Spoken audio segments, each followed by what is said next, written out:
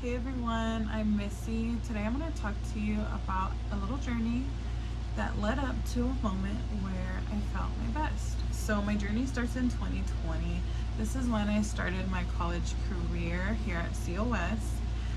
When I first came to college, I had no idea what I wanted to major in. I was very uncertain. I was also piercing professionally at the time and currently. And so, although I had a profession and a skill already like in motion, I wanted to earn a degree just to kind of ensure I have something to fall back on, to give myself a little bit of stability in case something happened down the line to where I couldn't pierce anymore. So, my first major that I chose was registered nursing. And once I got started with that, I quickly realized that it wasn't a good fit for me.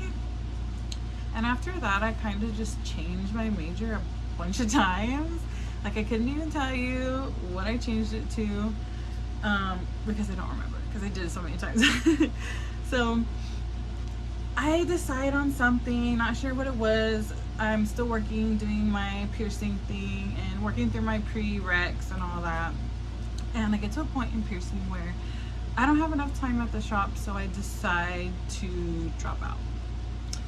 I decided to drop out, and at the time, it was what I thought was the best decision. So, in the time that I wasn't in college, I actually started going through some health stuff, physically and mentally, and I really struggled for a while. I ended up leaving the shop that I was at. It wasn't a good fit for me in the long run. And so in that time where I was like not working, not going to college, I ended up working on myself and really doing the work that I needed to do to fix my, not fix, but manage my health issues physically and mentally. And so I start feeling great because I'm feeling better, and I decide that I want to go back to college. I want to go back to college. This is something that, you know, nobody in my generation and my family had the opportunity to do, and it kind of just felt like something that I just really wanted to accomplish. And as I mentioned before, the stability thing. So I come back and I have the same problem again. The same problem. I don't know what I want to major in. And so I choose business initially. And I start with the business classes, and then I realize something.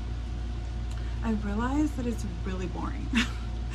It's really boring. I'm not engaged, I'm not interested. I'm doing well. Like, I'm getting good grades and everything, but it's not fun. I mean, not that college has to necessarily be fun, but it does need to be something that's gonna catch your interest. And business wasn't it for me. So I start pondering what I really love to do, and that's art. I've been an artist my whole life.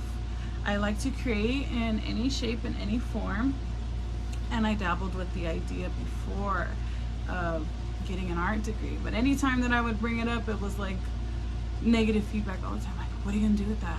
What are you gonna do with an art degree, you know? And so I decide to make an appointment with the counselor, and I bring this up to her. I tell her, you know, what I do for a living.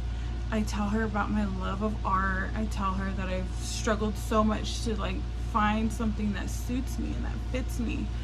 And she encouraged me to do what I love. She encouraged me to change my major if that's what I truly wanted to do.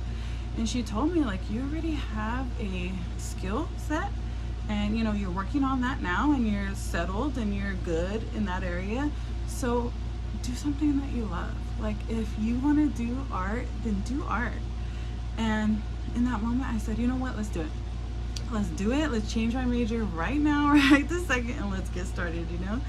And so we do that, and she starts working out my education plan and all that, and I feel this like immense happiness. I feel a weight that lifts off of me.